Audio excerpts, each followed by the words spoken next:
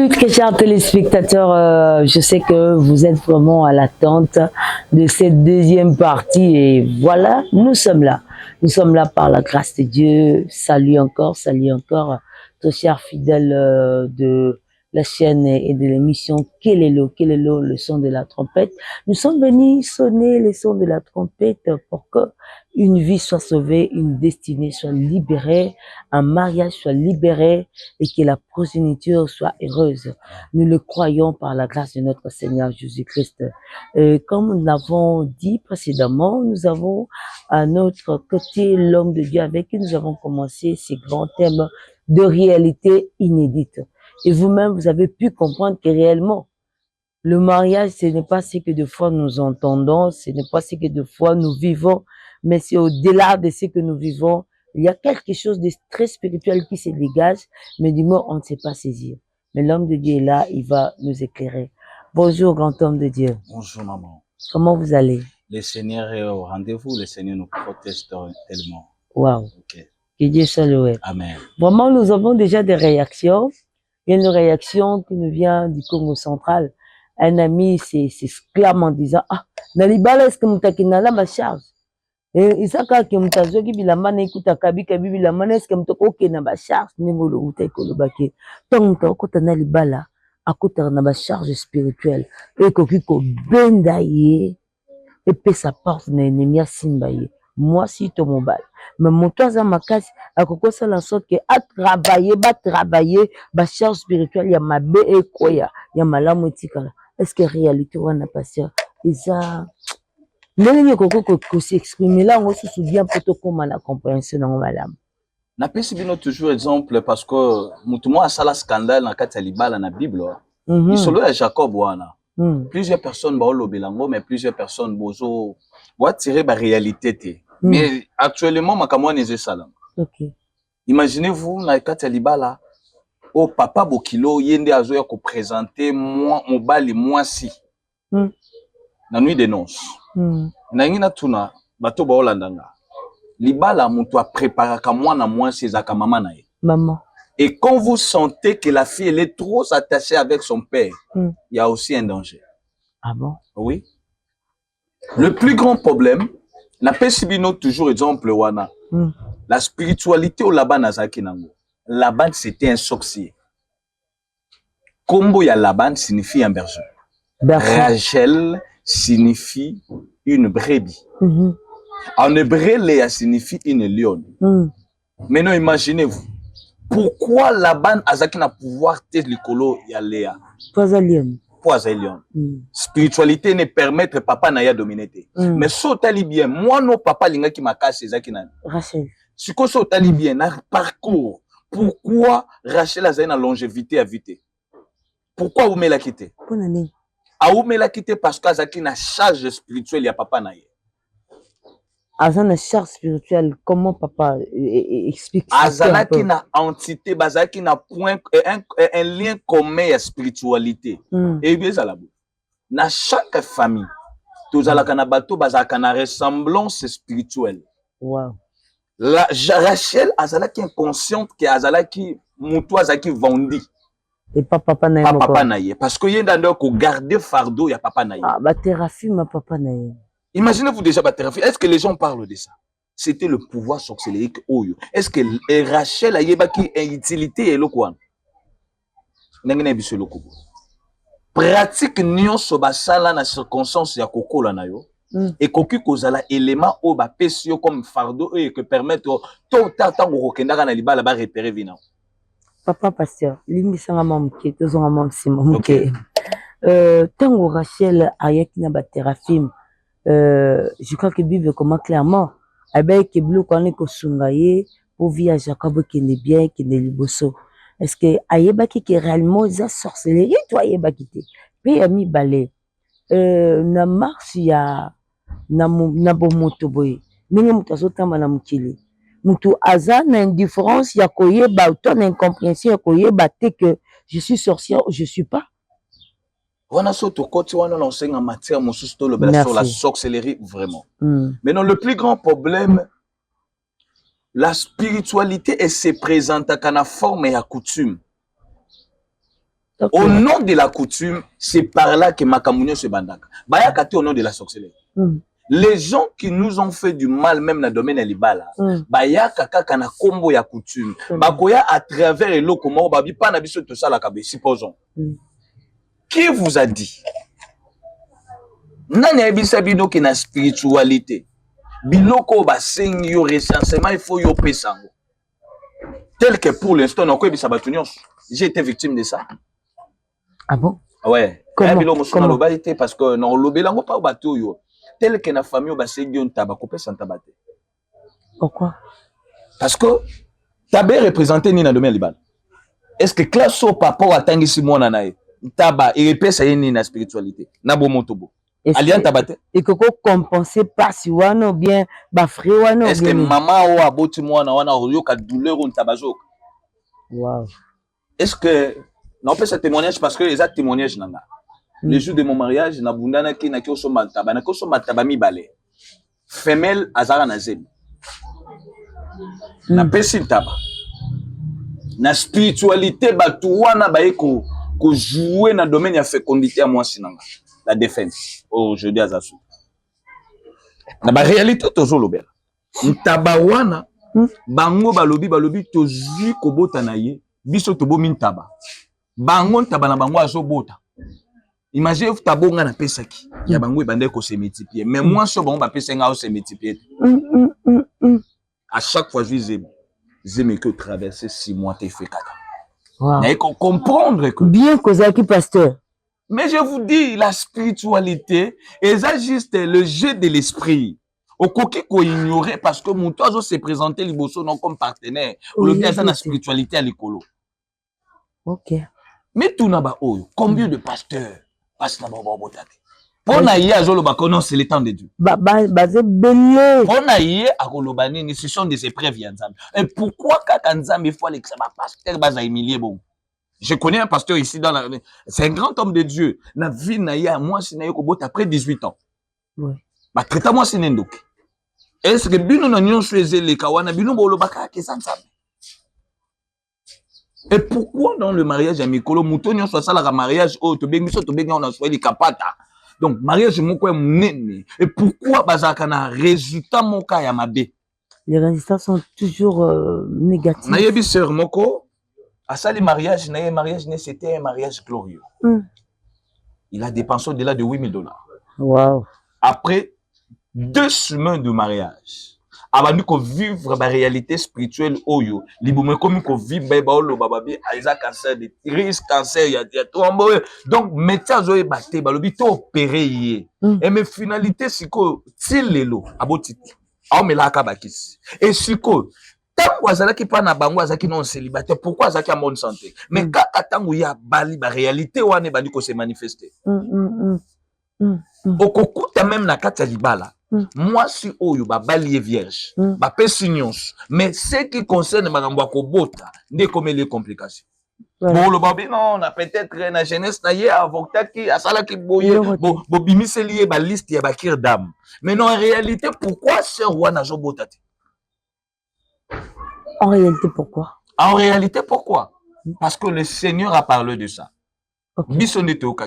Zoananga Deutéronome chapitre 7, verset 1. Ok, on a 3 pour Nathan. Excusez, Bandeko. Deutéronome chapitre 7, le 3e verset. Ok. Deutéronome 7... 3e verset. Ok. Amen. Tu ne contracteras point de mariage avec ce peuple. Tu ne donneras point tes filles à leurs fils. Et tu ne prendras point leurs filles pour tes fils. Ça veut dire?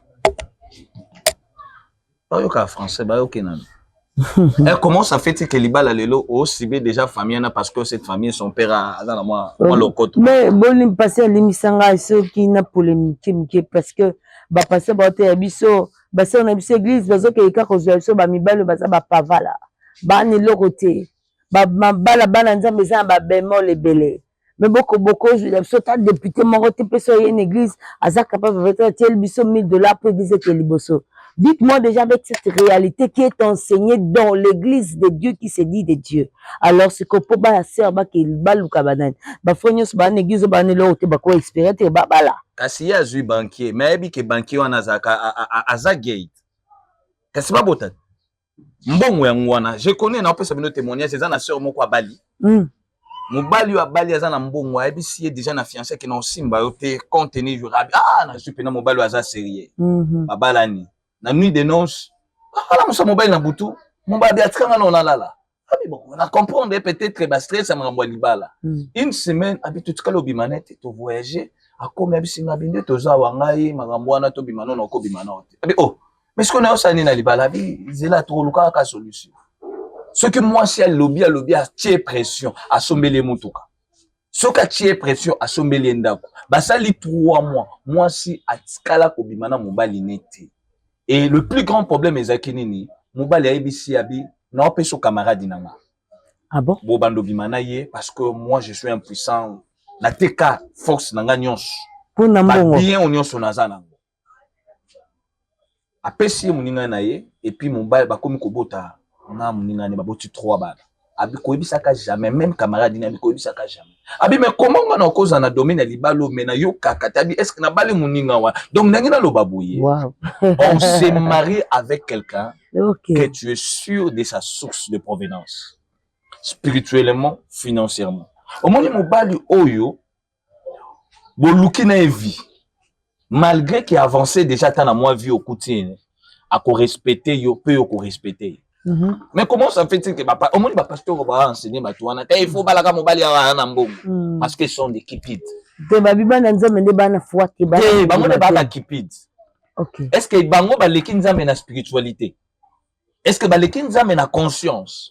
Est-ce que ba leki nzambe na komona? Est-ce que ko répéter ce passage wana tangilanga ngo bien? Deutéronome chapitre 7 verset 3.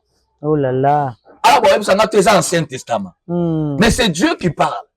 Alors Binin, tu ne contracteras point de mariage avec ce peuple. Quel peuple? Tu ne donneras point tes fils à leurs fils, tes filles à leurs fils, et tu ne prendras point leurs filles pour tes fils. C'est Dieu qui parle à Moïse. Abi abobimi en Égypte. Parce que peuple wana tant même bazali en Égypte, bando bota bango na bango. Bando bota même na Égyptien te. Abi tant bokende, ce qui concerne le problème ya mariage, nana besoin bozwa la légèreté. Le mariage n'est pas quelque chose où ça très laid. Au moni batwa. Ba ozwa ka libala lokola comment dirais-je? Au quoi li paté et là li ayo. Donc parce que mon obi ke là li ayo donc bino na mbalé il faut mariage et ça là. Dieu a dit tu ne contenteras pas le mariage avec ce peuple. Et le peuple est Zakinan, Bakananaïen. Abi c'est un peuple na opesa bino le 5 causes. Oh nzamba bande ko pekisa. Po ba kota na bango na libala te. Parce que imaginez-vous nzamba zo interdit. Azo interdire azolé. La Moïse dit à ce peuple quand ils vont entrer dans de telles nations, il y a des bazars puissants, bazars tellement plus nombreux, bazars attirantes. Mais ce qu'on a annoncé, abibo pesa bana bino amibali na bana bango abasite. Et bana bino abasi bo pesa bango na libalate. Ça veut dire que ce qui concerne le mariage n'est pas un problème de l'aspect d'abord physique, c'est aussi un aspect spirituel doit se présenter. Wow. En premier lieu. En premier lieu. Wow. Wow. Banegosio ba balite bana problème. Te bana problème te baza qu'on avantage. Avantage. Est-ce que yo yebi que tout n'a pas parents oyo? J'ai vu des pasteurs, j'ai vu des prophètes. Avant dina moi si 15 ans de mariage mais moi ça n'a zando. Mais il y a des prophètes. Et belé. Et bien pourquoi? Pourquoi? Parce que Dieu ne se relève à mis l'accès à tes places bolingo ezali. Pasteur Banel. Place bolingo ezali et trouve la kamuntu à vivre dimension et intimité sous nanzamba yeba oh réellement mutazali. Donc voilà pourquoi ce que lingi muntu makasi koya ko présenter par nzambe te. Parce que yo présenté sous les émotions et ça nzambe kaka ye. Au moins que na leli peto makasi. Pasteur Nangaï tout ça là bien. Marambo est tellement profond, tellement sérieux. Parce que oui, on parle de la spiritualité, mais or la spiritualité nous conduit dans la vie matérielle. Dans la vie matérielle, c'est la spiritualité. mais et moi on est ti yangote mon ngolo ba libala be donc non moi net libala moi moi cache moi prison moi parce que ba réalité on se biso to koti mariage to ba qui ont été dans ce qui maman n'a faire. Demande tous les grands hommes de Dieu. Waouh. Demande tous les grands hommes de Dieu. Okay. Politique. OK. Y a pas faire. Leur chute est à base à mariage. Base à mariage. Oui. Ils à base cité mais base à mariage. Quand on dit le mariage ne situe pas seulement moi si. Le mariage c'est le fondement où besoin mettre à question. Par quel moyen tu vas te baser pour le bas ou toujours ça la foyer ce qui est la spiritualité. Voilà pourquoi Dieu a dit à Moïse, ce qui concerne le mariage, je ne permets pas à mon peuple de se marier. Dieu qui parle. À ce peuple-là. À son peuple. Israël les a qui considéré comme la prunelle de son œil. Israël n'était pas dirigé par un roi. Il était leur roi. Il était leur prophète. Il parlait. Na libalo yo échoué ou bien na relation yo échoué, ezalaka toujours na phase mo nzamba lakisa yo.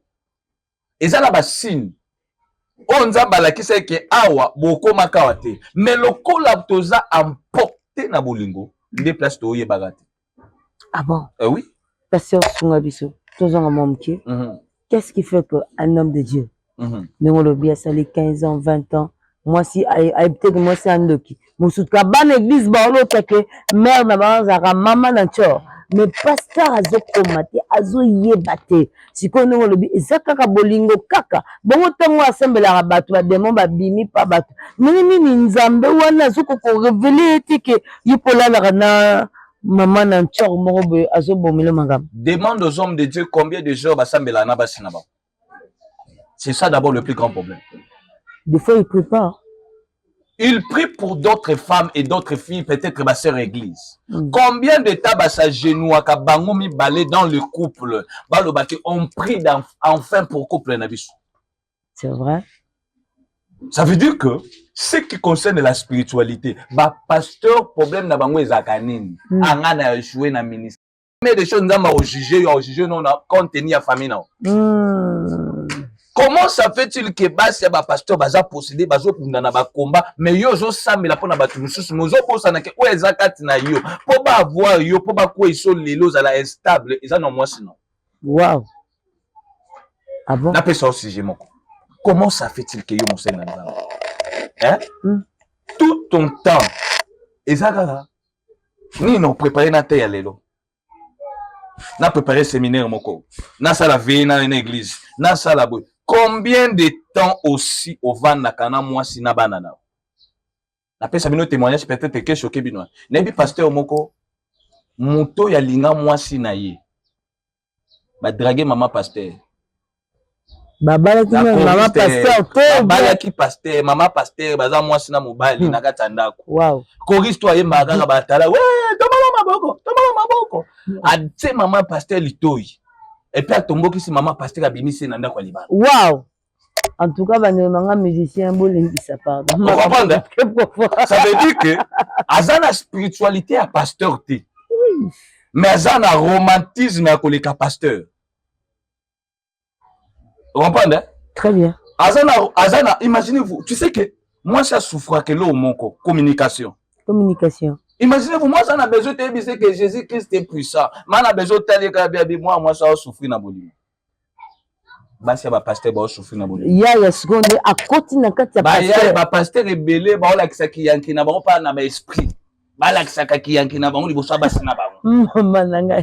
Ça, c'est un sérieux problème. Mais je vous dis la vérité. Si on t'allait bien, couple, mon côté, bah, pasteur, bah, je vais atteindre 70 ans. Bah, mon yon somi balé normal. Au cas où, moi, ça n'a AVC. Pourquoi? C'est ça le problème. Ils accumulent beaucoup de choses, surtout bassi. C'est les femmes qui accumulent. Et aussi des femmes qui accumulent aussi. Comment ça fait-il que qu'on pèse à moi si mbongo, il y a sa responsabilité. Qu'on sombe la moi si muntuka, il y a sa responsabilité. Mais la qui ça est oyo, la qui ça que dès le premier jour, on maintenir en haut la comment dirais-je, l'harmonie de premier jour. Cohérence ou imaginez-vous bah pasteur ba kolobela ba sabo je t'aime. Parce que j'étais pas fidèle, pas critique. La spiritualité est diminuée. Ah bon? Spiritualité est diminuée. Est-ce que vous bien que même tant au temps là, oh moi na pasteur, que ndé ni besoin moi na. Pour na yé que spiritualité non, tu vois que imaginez-vous. Alors c'est un piège de l'ennemi ou c'est une erreur seulement? Imaginez-vous Adam. Dans le jardin. Un homme qui a l'autorité de Dieu. Un homme qui parle avec Dieu face à face. Mais il ne se tient pas journée mobima vandana mwasina solana. Autour na couple mobima. Autour na mwasina bi journée momato solani. Ce qu'on a bandimi wana journée mobabo solani. Masole église connaît. Masole église bon moment so yo bo solani. Maman. Pasteur Blaise, vraiment ezama tata awa. Ya. Badonios bazola na biso n'ébité tout ça la séminaire convention na chaîne YouTube. Makambo eza plus qu'une convention et ça bouillonne, ça trouble et ça fait révolter. Dans mon pays, hein? Ça fait révolter. Ouais. Nous avons des hommes spirituels. Très spirituels. Mais nous avons peu de gens romantiques. Alors c'est aussi un péché de ne pas être romantique. C'est un péché. Ou dites-nous un peu patient. Imaginez-vous. Ouais. Sobotali. Pourquoi babengi un livre de poésie? Toi, on a un livre de poésie. Ouais. Ça veut dire que poésie wana. Imaginez-vous Salomon. Imaginez-vous Salomon. Au coup na mobali lokola Salomon a terminé moi sino zo soana. A ça l'écrire dame. Maman. Imagine-toi. Et je me pose la tête question. Akenaye. Azaka motete na kenaye.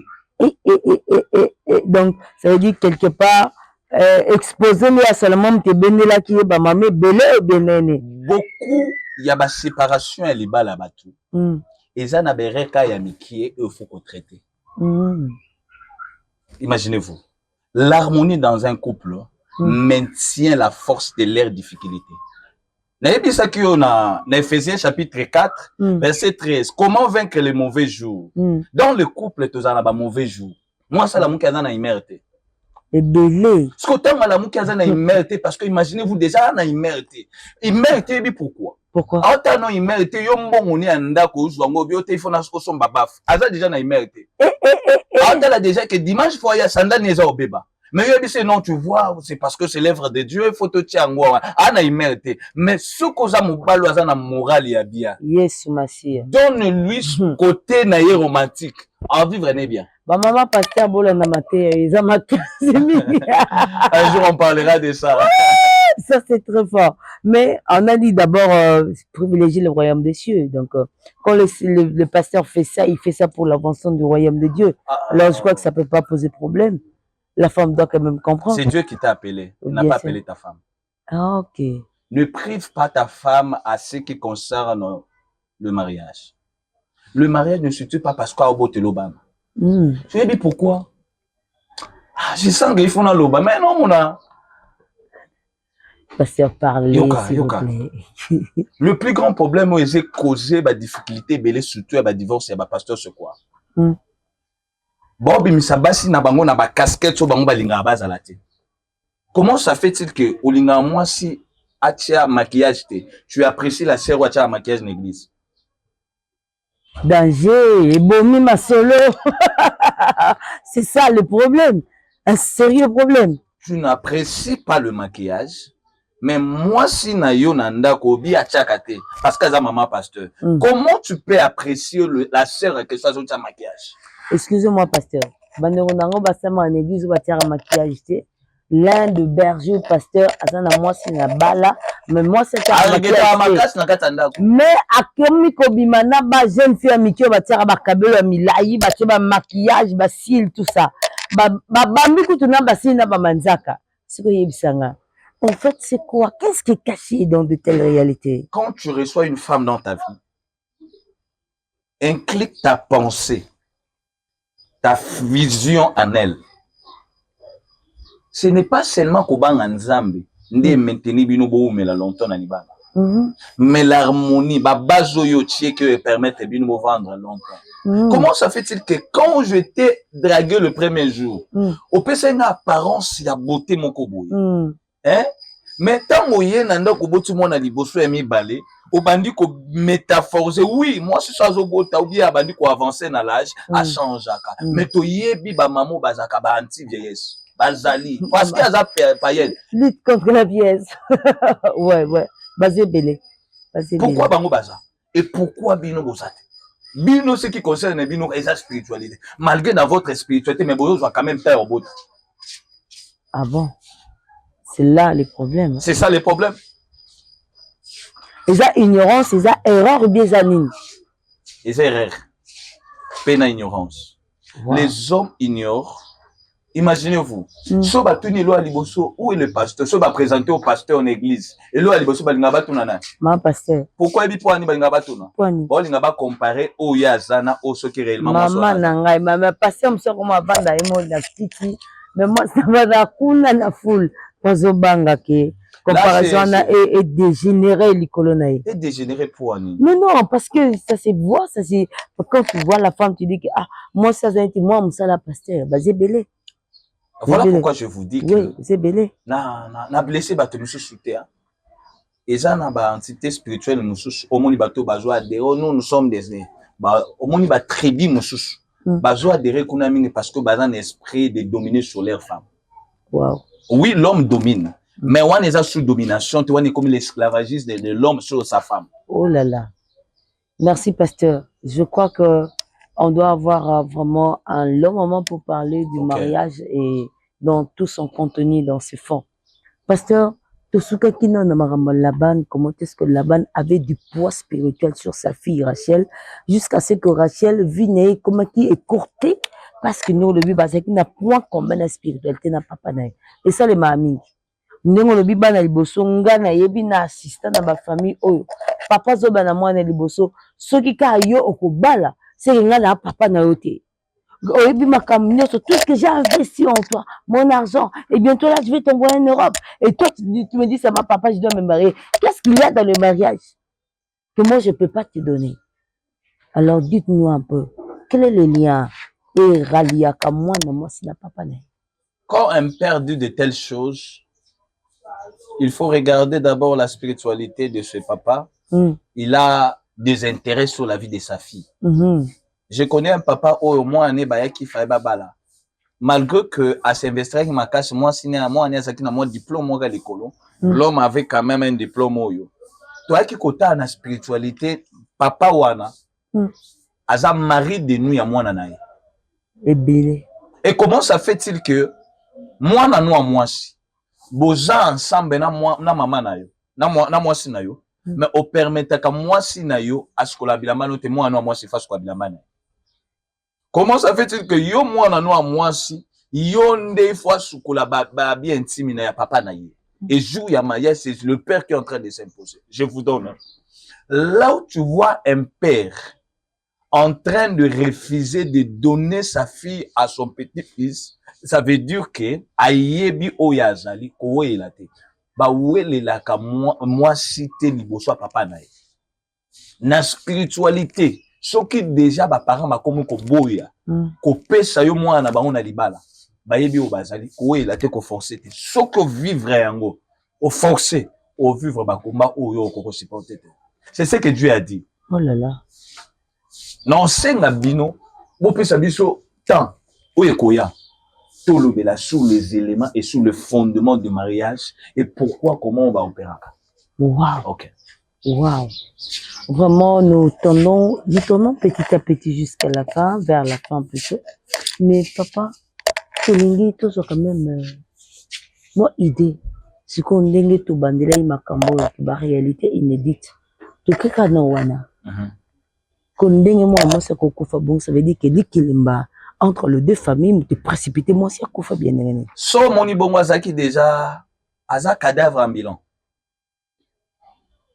La sorcellerie et lukaka cause te bango ba lukaka opportunité. Ah ba lukaka cause te ba lukaka opportunité ka. Parce que ba yebi déjà que tout tie moi sur on malgré kakobala aza déjà monto ou mela longtemps. Bako créer circonstance moko et so botali bien la circonstance sango ba présentaka toujours un élément qui est la dit moko boykel. Voilà. Ça veut dire que bah installa déjà kokufa na vie ya mutu wana. Bazozela sikoyo réalité, opportunité. La Bible nous dit quoi? Jésus-Christ fut tenté par le diable. Et ayaki balobi dans le moment opportun.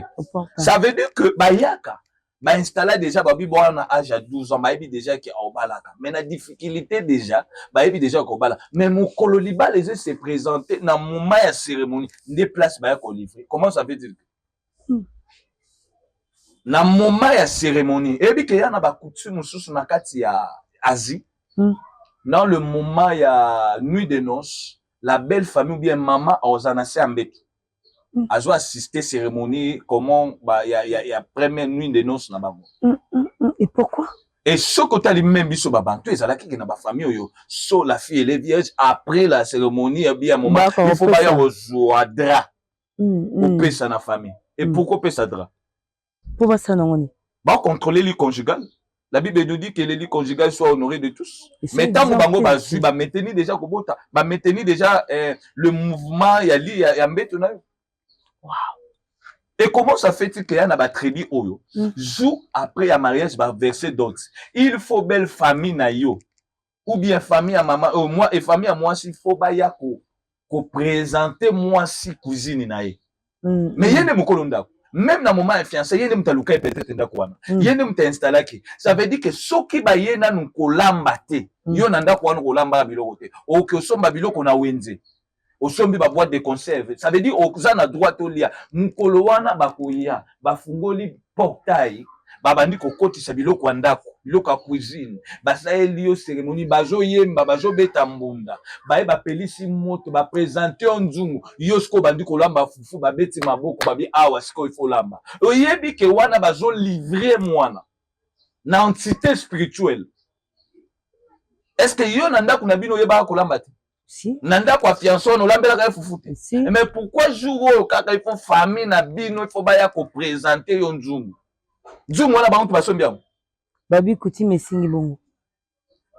il y a la coutume, il y a la spiritualité cachée. Qui joue sans le savoir? La sorcellerie. Waouh! Grand merci, grand homme de Dieu. Nous sommes très ravis de vous avoir sur notre plateau de Kelelo. Je sais que tous nos téléspectateurs là ils sont très contents parce que ce n'est pas question de vous faire rire, mais c'est question de veiller votre esprit parce que le monde est très méchant. Quand tu ne sais pas à qui tu as à faire face, tu vas succomber certainement. Comme le pasteur l'avait dit précédemment, si ton Jésus est petit, la taille de l'ampleur du combat peut aussi t'écraser. Mais si ton Jésus est grand, il est puissant, il peut écraser ton combat. Alors, appelez-nous au numéro que nous avons donné la fois passée, au plus 243 89 53 059 95. Je reprends plus 243 89 53 059 95. Réagissez d'une manière ou d'une autre.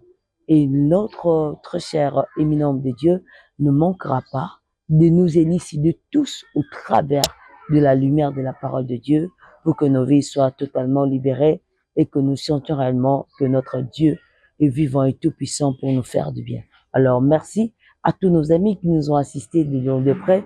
Je vois ma sœur de l'autre côté et je vois mon frère Shadrach, que je salue en passant. La sœur s'appelle Keren. Keren, nous saluons et l'église Amis de l'époux qui nous avait assisté. C'était sous la réalisation de votre humble serviteur Gaël Mbemba Jean. Et devant vous, au microphone, c'était votre humble servante, Madame Flore Kayenge Makwala. Et je profite de l'opportunité pour saluer mon mari et que je vais conseiller de très très bien regarder cette émission avec beaucoup d'attention parce que c'est très sérieux ces choses. Alors, grand merci à vous tous qui êtes mariés et qui envisagez de vous marier comme mon frère Shadrach et le frère Gaël.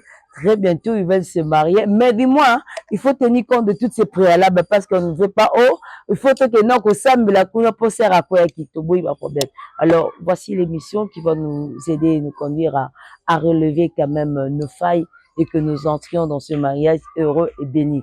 Merci. Que le Seigneur Dieu nous bénisse. Nous retrouvons très prochainement. Au revoir. Au revoir.